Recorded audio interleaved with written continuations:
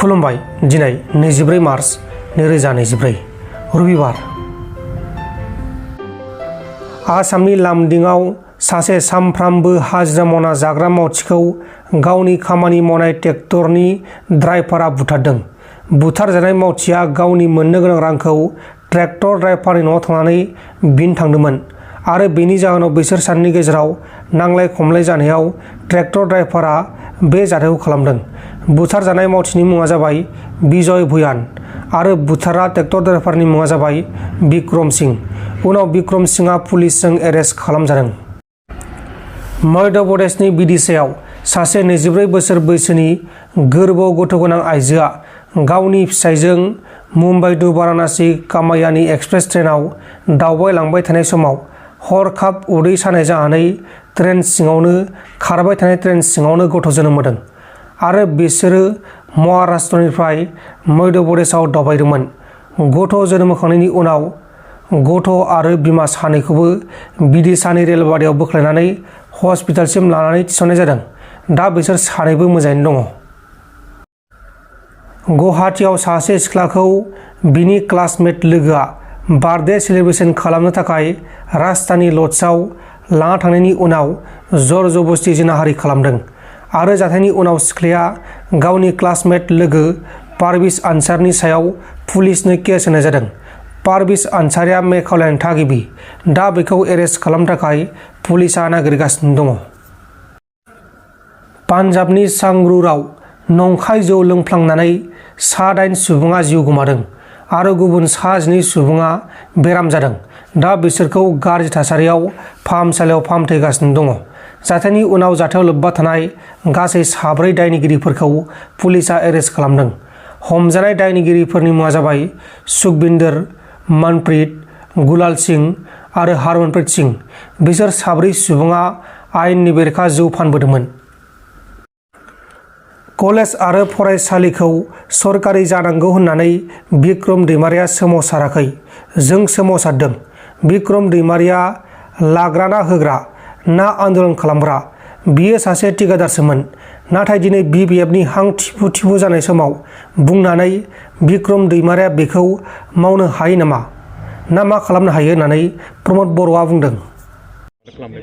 आच्छा, कलेजनि सायाव जिखौ बुंदों आङो बिखौ जेबो रोङा होननानै सानो जे बे जेबो मिथिया आरो बेहा खुनु समाजारि दायित्व गैयै मानसियासो बेबायदि बुंनो हायो।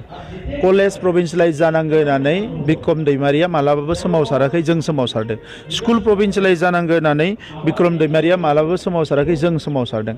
जोङो थांनाय 15-20 बोसोर फरायसालिया प्रभिन्सियेलाइज जानांगौ, फरायसालिमाया प्रभिन्सियेलाइज जानांगौ, मास्टारनि साख्रिया जानांगौ, लेखा सम मथे मोननांगौ, बेफोर सोमावसारनायाव जों दङमोन। बिक्रम दैमारि होननाय एम्फौबो नुवाखैमोन आं बेवहाय।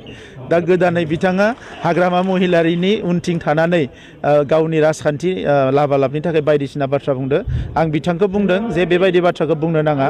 आसाम सरकार आरो BTR सरकार सावरायनानै बे 10 खान कलेजखौ प्रभिन्सियेलाइज खालामनाय जादों आरो काउन्सिलखौ अथराइज खालामदों जे काउन्सिला बेखौ प्रभिन्सियेलाइज खालामनांगौ आरो SOPD फान्डनिफ्राय बिथांमोननि सेलारिखौ होनांगौ आरो जि समाव आसाम सरकारा 2025आव एमेन्डमेन्ट लाबोबावगोन बै समाव बे गासैबो कलेजा प्रभिन्सियेलाइज जागोन।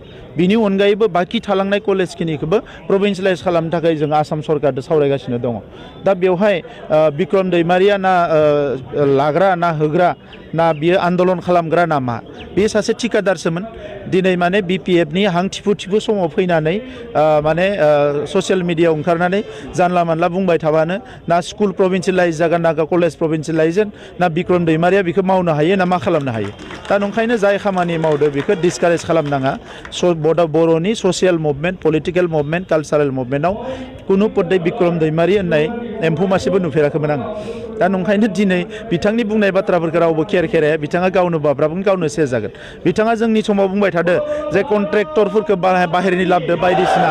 नोंथांमोना दिनै सोंबाय जिथु आं बुंनो नागिरदों। बिथांनो फैथों, बिथांनो तथ्यफोरखौ होगोन। बिहार, अन्ध्र प्रदेश बाहेरनि कन्ट्रेक्टरफोरा सिगां जाजोबना थांजोब्बाय। कौटि थाखानि टेन्डार लानानै थांबाय। दा बेबायदि थासारिफोरखौ दिनै आं बुंनो नागिराखैमोन। मानोना बेबायदि गोबां मोजां सुबुंफ्रा बुङोब्ला सोरबा दायित्वशील सुबुङा बुङोबा एन्सार होनो हायो। BPFआव ओरैबायदि दुखुनांथाव जाबाय फैनानै 17 बोसोर सरकार सलायनाय BPFआ दिनै बिक्रम दैमारियासो स्पक्सपारसन जानांनाया बिनिख्रुइ दुखुनांथाव आरो जेबो गैया। गरिया मरिया देसि जातीय परिषदनि गेजेराव गावस्रा गावस्रि थासारि। गरिया मरिया देसि जातीय परिषद बिटिआरनि आफादगिरि शेख सिलिम पाटगिरिखौ बिबाननिफ्राय बोख्लायनायनि उनाव क'क्राझार डिस्ट्रिक्टनि दैदेनगिरिफोरा गोख्रों बिजाथि फोरमायदों। এইটো মানাৰ আমি নামানো। শেখ চিলিম পাটগিৰি নামানে কাৰণে তেওঁলোকে এইটো চকজ দিছে। এইটো কেতিয়াও কাৰণ হ'ব নোৱাৰে। মোক নিলম্বন কৰাৰ কাৰণে মই এইটো কাৰণ বুলি নাভাবো। আজি আপোনালোকে নিশ্চয় জানে যে বিটিআৰত আজি তেখেতসকলে নিমাত সেইদিনা কিবা কোকৰাঝাৰ মেমৰেণ্ডাম দিবলৈ আহিছিল তেখেতে, মই হেল্প কৰিছিলোঁ। তেখেতসকলে ইয়াৰ পৰা পইচা উঠাই লৈ ভাগ কৰি যায়, আমিতো পইচা লোৱা নাই। গতিকে তেখেতসকলৰ এগেইনষ্টত একশ্যন হ'ব লাগিছিল, কিন্তু কাম কৰা মানুহৰ এগেইনষ্টত হৈ আছে। গতিকে মই জানো এই সংগঠনটো আৰু আমাৰ দেশী মানুহ নকৰে। যিকেইজন কৰিব তেওঁলোক নিশ্চয় জানে তেওঁলোকৰ পদলোভী হয়, আৰু এই পদলোভীসকলক ৰাইজে নিশ্চয় সময়ত উত্তৰ দিব। আৰু আজি জনগোষ্ঠীয় পৰিষদক তেওঁলোকে টাৰ্গেট কৰি লৈছে, কাৰণ তাতে মই তেওঁলোকে এইকাৰণে হেল্প কৰিছিলোঁ যে এই জনগোষ্ঠীয় পৰিষদত তেওঁলোকে মুখ্য পদত দেশী মানুহক অগ্ৰাধিকাৰ দিছে। সেইকাৰণে মই তাতে গৈছিলোঁ। মই ছাত্ৰ সন্থাৰ মিটিঙত গৈছিলোঁ এইকাৰণে যে তাতেও দেশী মানুহৰ অধিকাৰ আছে। সদৌ অসম গৰিয়া মৰিয়া দেশী জাতীয় পৰিষদৰ কেন্দ্ৰীয় সমিতিৰ তৰফৰ পৰা মই শেখ চিলিম পাটগিৰি কোকৰাঝাৰ জিলা সমিতিৰ সভাপতিৰ লগতে বিটিআৰ সমিতিৰ সভাপতি হিচাপত যি নিলম্বনৰ জাৰি কৰিছে এই সম্বন্ধত মই নিজৰ মন্তব্য প্ৰকাশ কৰিব লৈছোঁ যে যিমক নিলম্বনৰ জাননী দিছে, ইয়াৰ দ্বাৰা সদৌ অসম গৰিয়া মৰিয়া দেশী জাতীয় পৰিষদৰ বৰ্তমান যিটো কেন্দ্ৰীয় কমিটি, ইয়াৰ যি দেশী বিদ্বেষী তথা একনায়কত্ববাদ তথা অসাংবিধানিক যি চৰিত্ৰ এইটো প্ৰকাশ পাইছে। কাৰণ আপোনালোকে নিশ্চয় জানে যে কেইদিনমান আগতে আমাৰ কেন্দ্ৰীয় কমিটিয়ে অধিৱেশন হৈ গৈছে। এই কেন্দ্ৰীয় কমিটিত দেশী জনগোষ্ঠীৰ এজনো প্ৰতিনিধি তাতে মুখ্য পদত নাছিল। ইয়াৰ বিৰোধ মই কৰিছিলোঁ। আমাৰ কোকৰাঝাৰৰ লগতে চিৰাং, বাক্সা, তাৰপিছত দক্ষিণ চানমাৰা, গোসাইগাঁও আদি জিলা কমিটিৰ পৰা ইয়াত বিৰোধ কৰা হৈছিল। কিন্তু ইয়াৰ প্ৰতিশোধ ৰূপে তেওঁলোকে মোক টাৰ্গেট কৰি আছিল, কিন্তু কোনো এটা সুযোগ মই দিয়া নাই। তেখেতসকলে মোক কিছুদিন আগতে যোৱা 13 তাৰিখে এটা কাৰণ দৰ্শোৱা জাননী জাৰি কৰিছিল। তাতে উল্লেখ আছিল যে মই সংগঠনৰ কাৰ্যৰ পৰা বিৰত থকা বুলি অভিযোগ আছিল, আৰু এটা আছিল কি যে মই কি কয় বেলেগ সংগঠনক সহায় কৰা বুলি। তো ইয়াৰ উত্তৰ মই দিছিলোঁ যে মই কোনটো গৰিয়া মৰিয়া দেশী জাতীয় পৰিষদৰ কোনটো প্ৰগ্ৰামত মই অনুপস্থিত আছিলোঁ। কাৰণ প্ৰতিষ্ঠা দিৱস আদি কৰি উষ্ণাৰ পৰা আদি কৰি সেইদিনা বিটিআৰ চিফ প্ৰমোদৰ লগত তেখেতসকল লগ কৰা মেমৰেণ্ডাম দিয়া আদি কৰি চবতে মই আছিলোঁ। नोंथांमोन दिननि खौरांफोरा बेखिनिल'मोन। बेखिनिसिम नायनायनि थाखाय नोंथांमोननिसिम रोजा रोजा साबायखर। गोजोन्थों। एसेनोसै। जय बर' हारिनि।